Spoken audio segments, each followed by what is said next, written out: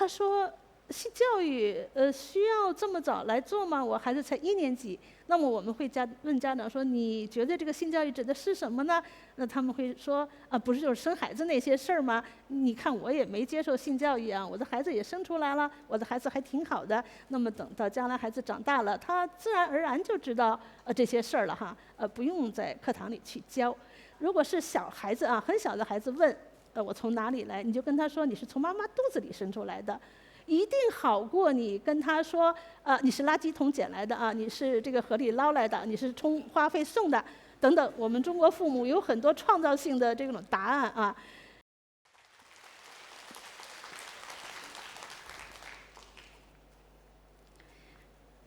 大家好，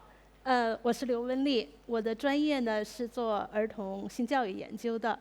从1988年开始做性教育研究，到今年已经是35个年头了。那在这么长的时间里啊，经常有朋友问我说，你是怎么进到性教育这个研究领域的？我是1987年考入北京师范大学生物系读生物教育的研究生。1988年呢是需要选择这个硕士论文的研究方向。正好那一年，国家教委发布了一个在中学开展青春期教育的通知。那在这个通知里呢，规定要做3件事儿，一个呢是师资培训，还有一个呢是编写性教育的大纲和教材，另外呢就是加强科学研究。我的导师呢也特别鼓励我能从生物教育的这个角度来研究性教育怎么做。所以呢，应该说我是响应国家号召啊，进入到这个性教育这样一个研究领域。那么大家知道，其实很长时间我们叫性教育不叫性教育啊，叫青春期教育。而且大家会觉得是不是儿童性教育是这几年才出现的一个新的研究领域啊？其实不是的。我倒觉得1988年那个年代是我们国家儿童性教育研究的一个黄金年代。那么我们在用青春期教育这个词的时候呢，大家也知道，里面没有性这个字啊，但是其实它是在指代在青春期开展的性教育。一个儿童啊，他在进入青春期之前，其实已经就是一个有性的个体了。这是我们做幼儿园性教育的时候啊，家长经常跟我们交流的，说他们的孩子在2岁啊到6岁这个之间会提出跟性有关的一些问题。当然是孩子能够用口头语言啊来表达他的问题。那么面对孩子这些问题的时候，我们作为家长应该怎么去做呢？我们特别鼓励家长能够积极去回应孩子这样一些问题。那么不仅这些是对孩子进行性教育的一些非常标志性的时刻啊，来回答这些问题，还有呢，像他建立安全的依恋关系，同时呢，悦纳自己的身体，其实这个都是我们在早期性教育当中呢要去关注的。如果在青春期开展性教育啊，那么实际上我们认为就太晚了。现在有很多研究证据表明，在学校基于课程的性教育是效果最好的。一个呢，就是它的这个场所啊是安全的，那么课堂呢是由老师规划的，同时呢这些知识呢是成体系的。那么性教育呢，其实更需要这样一个安全的环境啊。那小学1年级到初中3年级这9年是义务教育阶段。如果我们在学校能够开展性教育，那就是说每个孩子在学校的这9年当中，他都能够接受性教育，那么这个对于教育公平来说，也是非常重要的。我实际上是从2006年开始去联系一些在北京的打工子弟学校的校长，问问他们能不能进入他们的学校做小学性教育的课程研究。那这些校长普遍的担心是觉得性教育这个东西太敏感了，那个担心家长呢会反对，而且建议我说你能不能不用性教育这个词，用比如说健康教育啊，这个安全教育啊，还有像生命教育啊等等，你就是别出现性这个字儿。其实这个也引起我的一些思考，就是我们做儿童性教育的，如果我们自己都不用性教育这个词，你还指望谁来帮你来建立这样一个学科？如果这个学科建立不起来，我们怎么样在学校去设置这样一门课，让孩子呢有机会来接受性教育？所以呢，我这些年来一直主张啊，而且坚持用性教育这3个字，来做我们这个学科的建设和研究。我们很幸运啊，在2007年遇到了后来和我们合作的这个民办打工子弟学校的校长，他理解性教育，也支持性教育啊，使我们有机会呢进入他的学校来开展小学性教育的课程研究。第一步啊，其实我们首先是希望能够征得家长的这个支持。性教育这个学科和其他学科不太一样，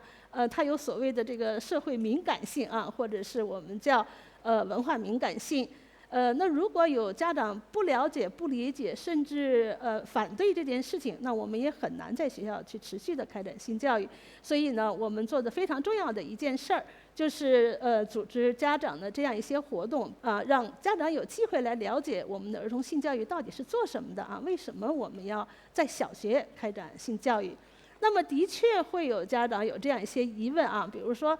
他说，性教育需要这么早来做吗？我孩子才1年级。那么我们会问家长说，你觉得这个性教育指的是什么呢？那他们会说，不是就是生孩子那些事儿吗？你看我也没接受性教育啊，我的孩子也生出来了，我的孩子还挺好的。那么等到将来孩子长大了，他自然而然就知道这些事儿了哈，不用在课堂里去教。所以大家可以看到，我觉得这个可能不是我们在打工子弟学校里家长他们特有的一种认识啊。所以在这儿呢，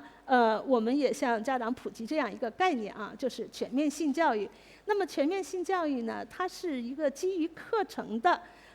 探讨性的认知、情感、身体和社会性发展意义的这样一个教学过程。那么在这个教学过程当中，孩子们不仅能学到相关的知识我们还培养他们的生活技能，还有一些价值观。我以人际关系为例啊，人际关系是全面性教育当中非常核心的内容，目的来帮助孩子建立和谐的人际关系。那么在这个和谐人际关系建设的这个早期，他需要去找到朋友是吧？和朋友去沟通，那么表达他对朋友的这种喜爱的情感。那这里面呢，就需要很多沟通和协商交流的这样能力的培养。同时呢，在他年龄再大一点的时候，我们会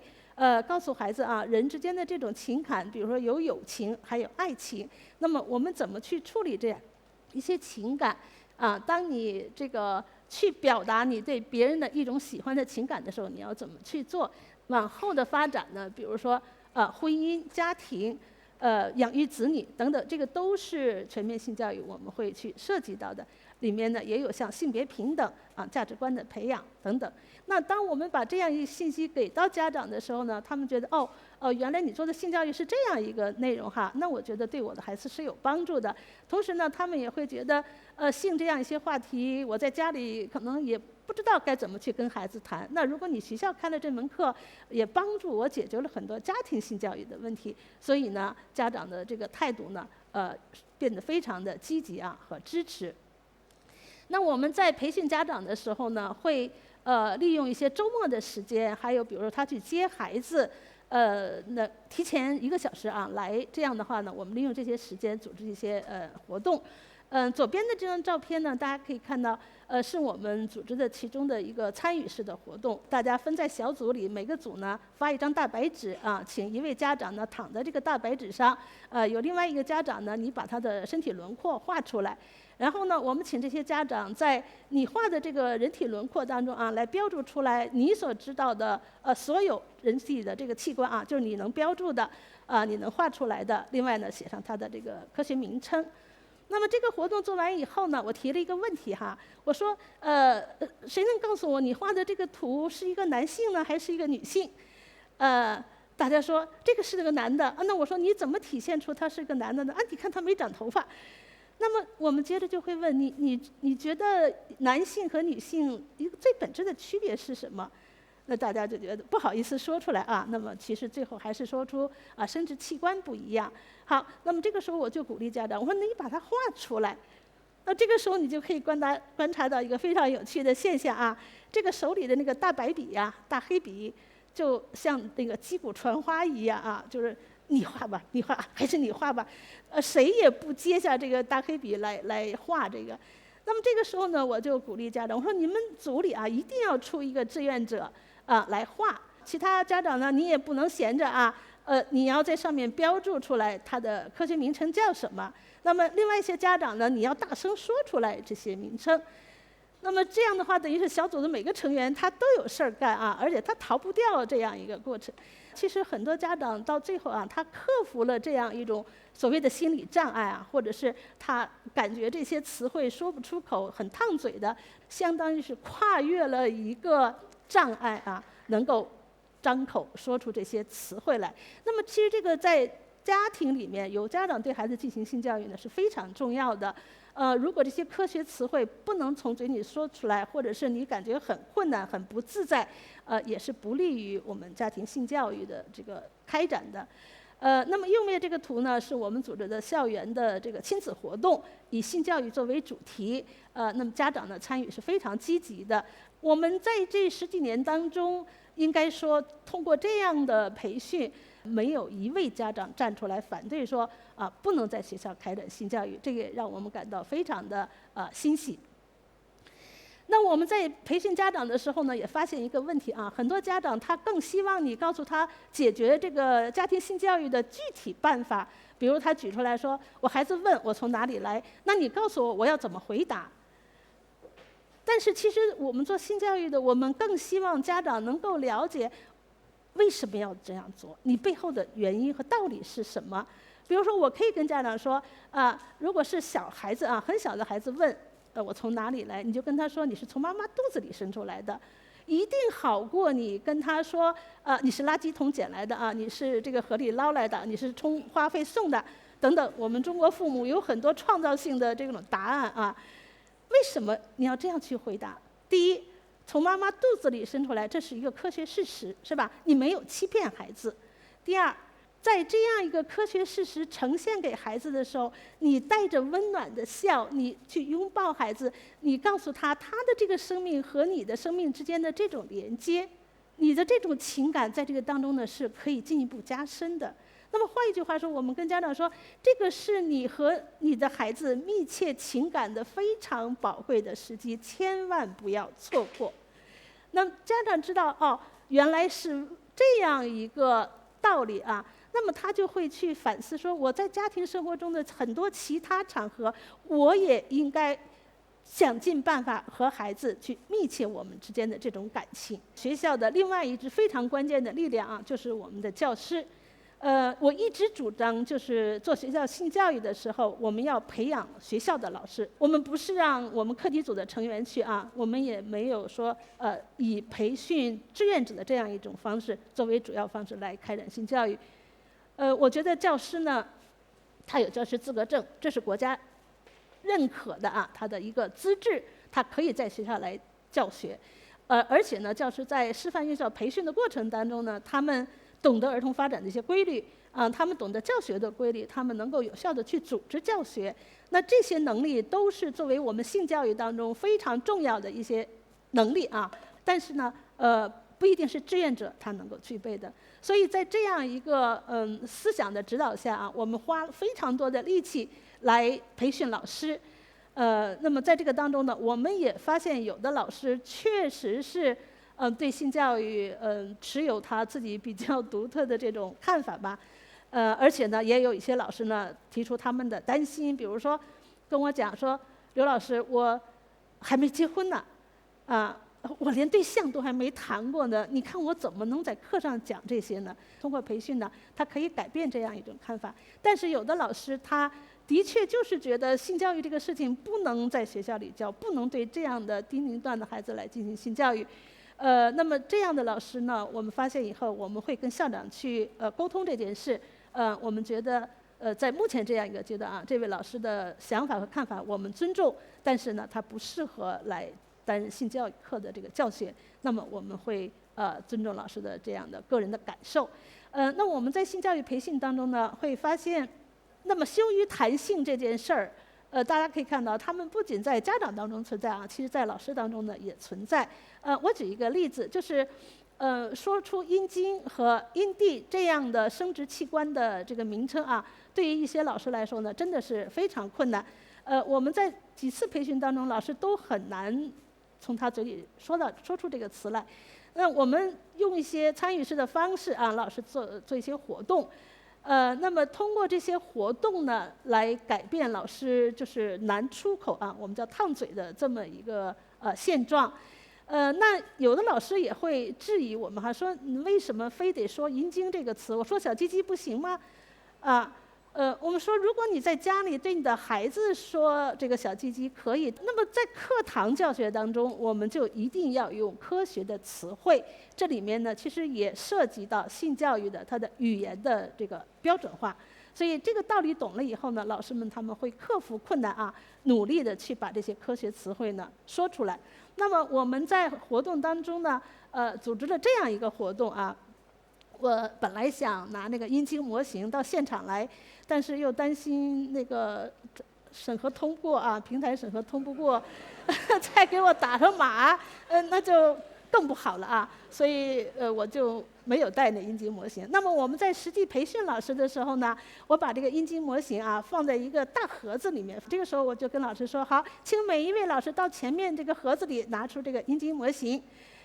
我就观察老师啊，他们的那个动作和表情啊，到了这个盒子跟前儿呢，他这个手啊伸进去，但是好像被烫了一下啊，他又缩回来。那么我们有一个词叫什么？烫手山芋是吧？我当时就想，老师们是不是觉得这个东西很烫手啊？然后脸上的表情呢，也是那个涨得通红啊，甚至你能看到他那个肌肉紧张的那种状态。那这时候我就鼓励老师，我说，请老师们把这个阴茎模型呢拿到自己的这个桌子前，啊，每位老师都要拿。哎，你看那位老师已经拿走了啊，你看你也跟着一块儿拿。当老师手里拿着这个阴茎模型的时候，你可以看到，我有的老师观察他的手都是抖的。那实际上呢，我觉得他是在克服很大的这种所谓的心理障碍啊，也可能在他之前的这个人生道路上，他从来没有触摸过这个阴茎模型，所以对他来说呢，是一种非常奇特的体验。但是我们希望老师经过这样一种活动啊，能够来让他对这个性本身的这种去羞耻，而且呢去敏感。那么这个活动呢，我们每个老师手里还发了一个安全套，请老师呢把这个安全套用正确的方法套在这个阴茎模型上。那么有的老师跟我说，我还没结婚呢啊，我从来都没看见过安全套。那么我跟他说，如果我们要教性教育课，我们作为老师来说啊，你首先要了解啊，你要自己学会正确去使用。那么经过这样的一个学习和训练呢，其实很多老师不再惧怕这个阴茎模型了啊。他克服了一些对性的这种羞耻感啊，把性这些词呢都能够说出来。那么我觉得这是我们进行教学能够顺利开展的重要的一步。那么我们在课堂当中呢是有很多教育的主题啊，我举几个例子。在1年级呢，我们会讲这个养成良好的生活习惯和卫生习惯啊，另外呢爱护生殖器官。我们通常是在课前做学生访谈的，来了解他们已有的这个知识基础。我们会问到孩子说，大家有没有穿内裤啊？我想可能大家都会觉得没有人不穿内裤吧。但是呢，我们在访谈这些孩子的时候呢，的确有孩子会告诉我们他们不穿内裤。那么我们也会问到，你每天清洗外生殖器官吗？也有的孩子说没有啊。那你如果穿内裤的话，你是每天都清洗你的内裤吗？有的孩子也摇头。所以我们觉得，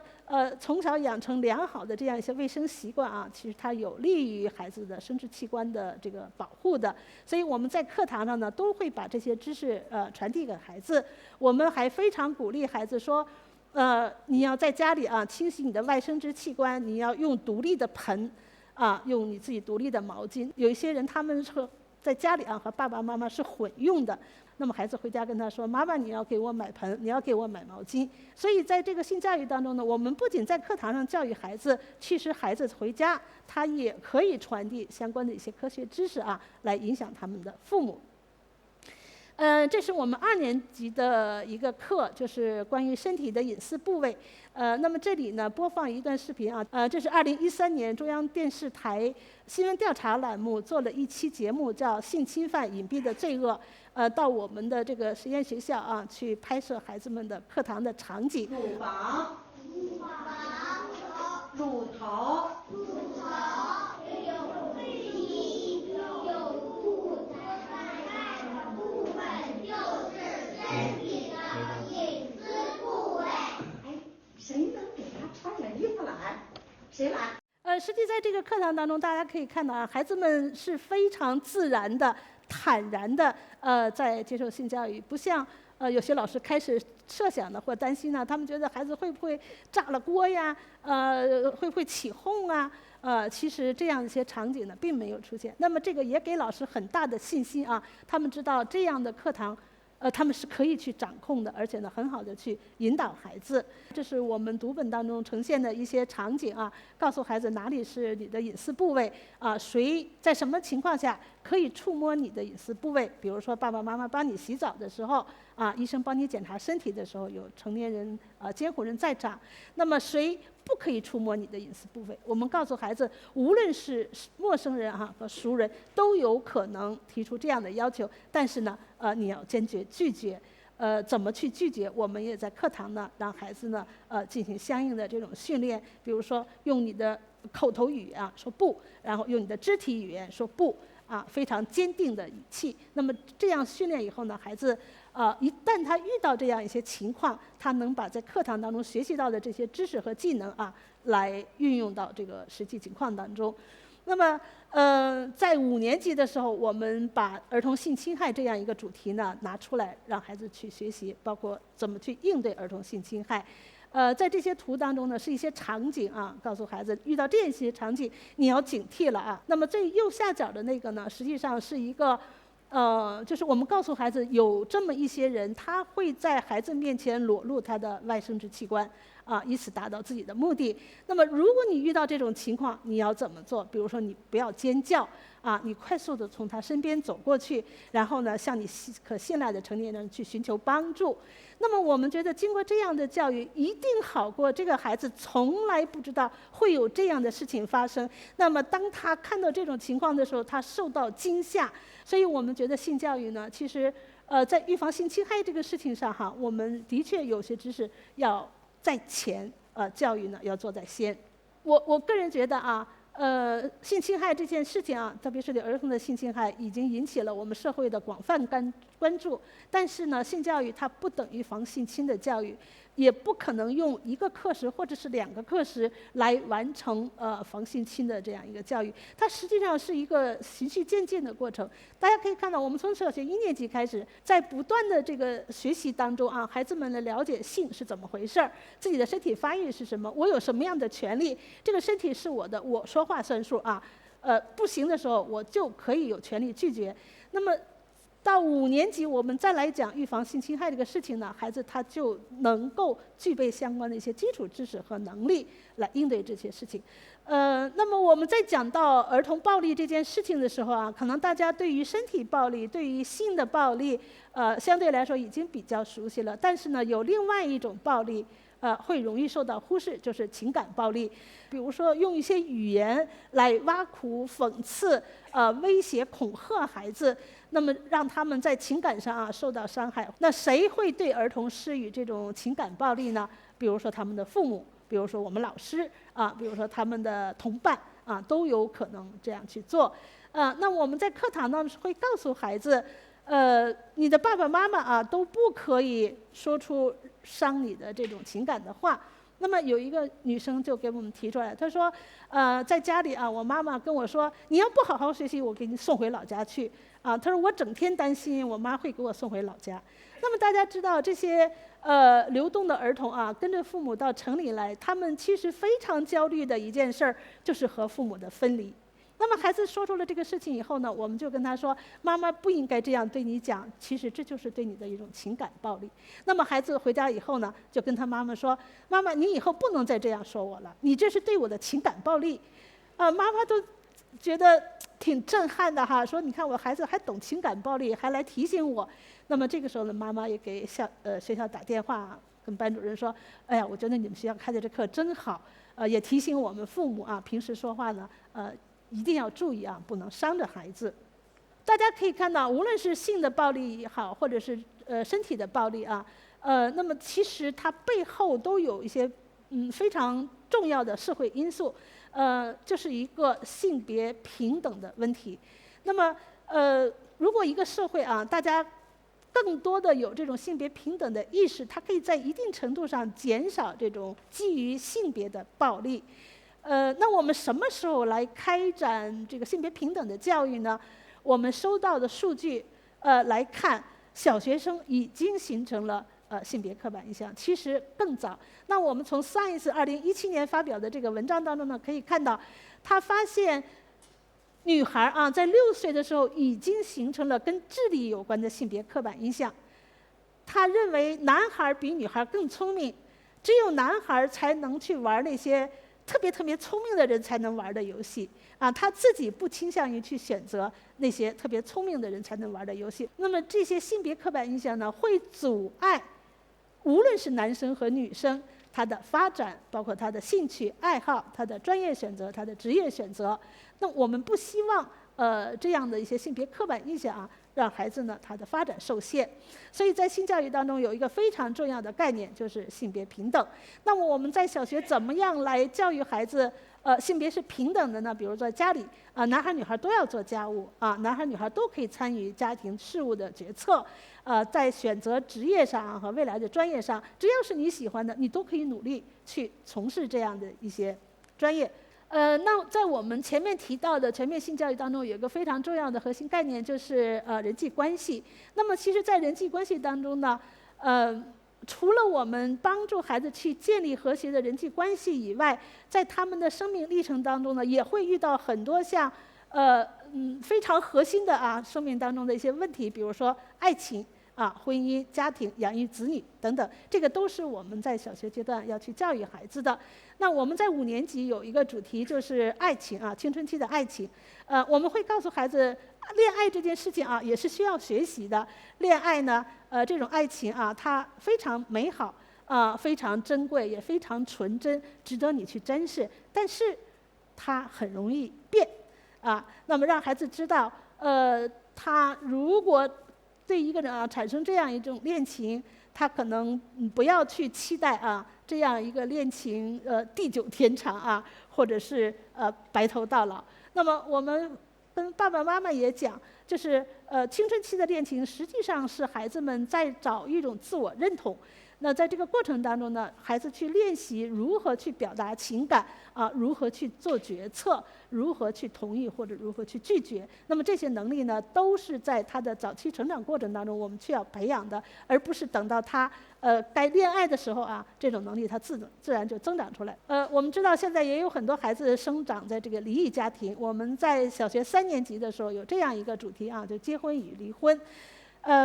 其实在很多这种离异家庭当中呢，爸爸妈妈是回避和孩子谈这件事情的。那在我们的学校课程当中呢，也极少有课程会涉及到这个内容。所以在这样的家庭中生活的孩子，他们的精神压力其实是非常大的。他们也羞于去寻求帮助，觉得这个事情呢是一个没法开口的事情。但是我们在课堂上讲了这个内容以后呢，其实这个内容会触及到孩子们内心他非常柔弱的那一个部分。那么有的孩子呢，下课以后就找到班主任来倾诉爸爸妈妈离婚以后对他情感上的这样一种影响。那么其中有一个女孩呢，她跟班主任说，因为她爸爸妈妈离婚以后，她是跟奶奶一块生活。这个奶奶呢，经常在这个女孩面前说，她妈妈把你爸给抛弃了呀，你看也不要你了呀。所以这个女孩跟妈妈的那种情感呢，实际上是有这种裂痕的。那么学了这个课以后呢，她找到班主任去倾诉，她也意识到说，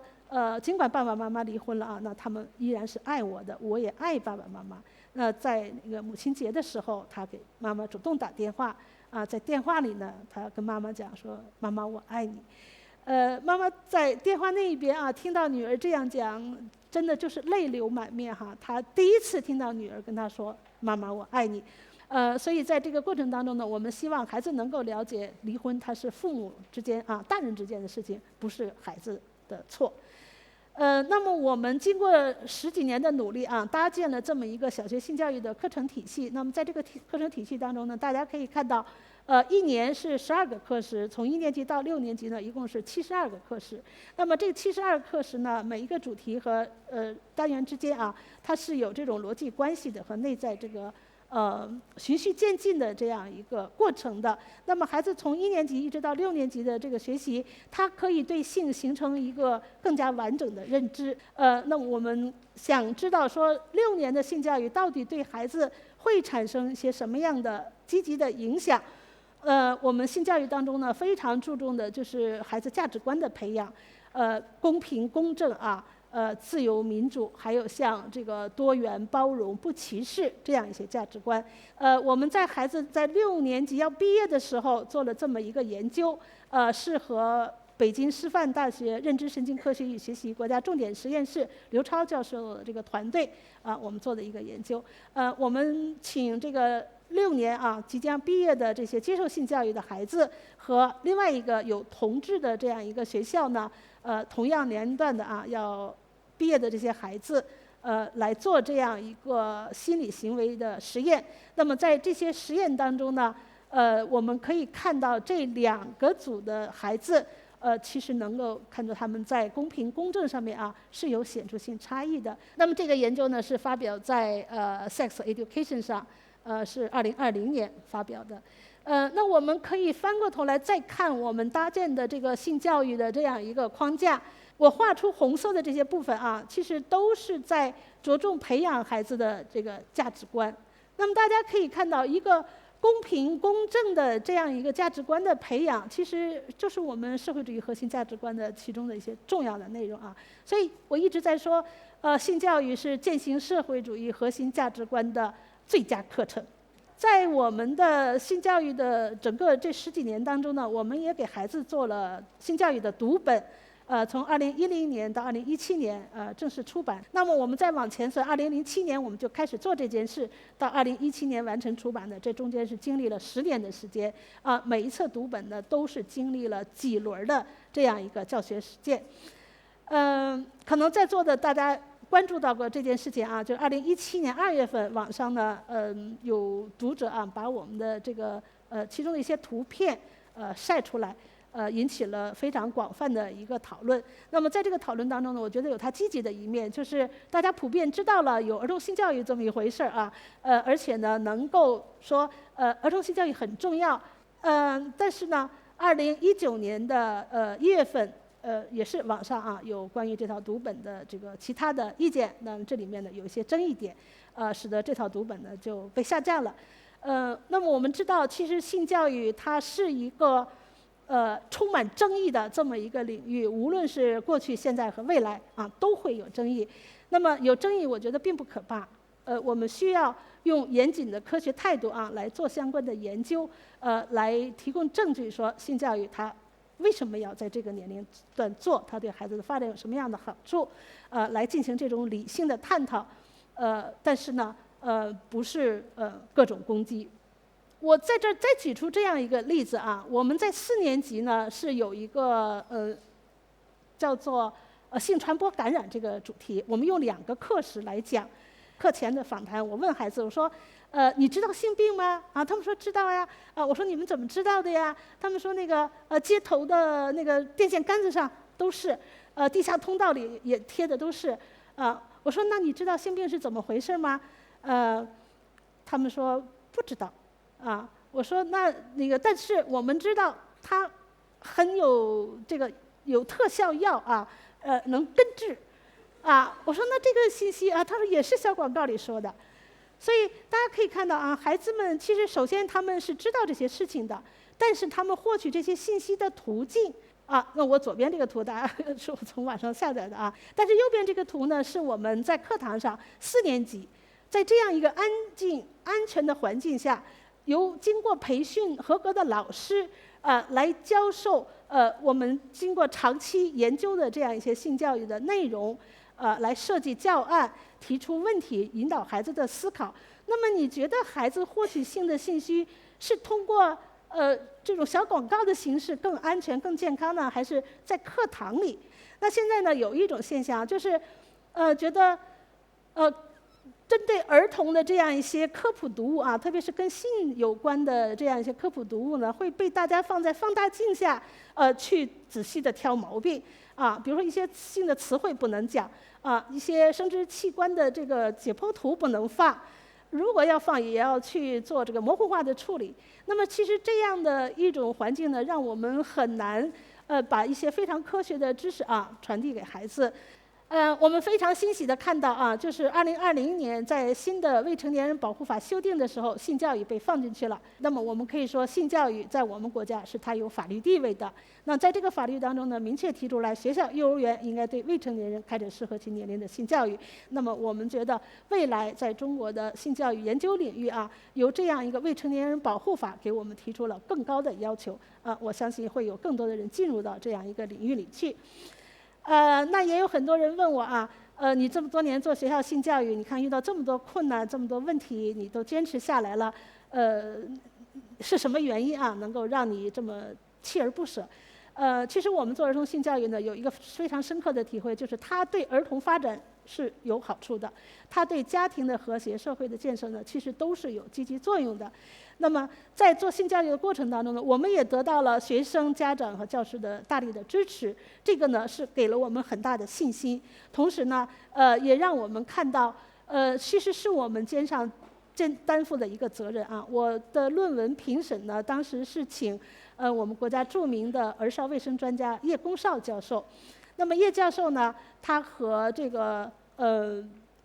当时任我们国家总理周恩来总理呢，在他任总理期间呢，对于性教育呢非常重视来嘱托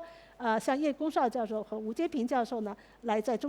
学校开展性教育。那么叶教授，我去他家里取我的论文外审意见的时候呢，他拉着我的手拍着我的肩说：“小刘，你看你这么年轻就做性教育真的特别好，你一定要坚持下去。”那么那个时候，我觉得是从老一辈科学家手里接过了这样一个责任。那我也非常感恩，在我们这些年做性教育的时候，有这么多的专家学者、孩子、老师、家长还有所有关心性教育的同仁，大家的支持和帮助，会让我们的这个儿童性教育呢，有更加美好的发展的未来。谢谢大家。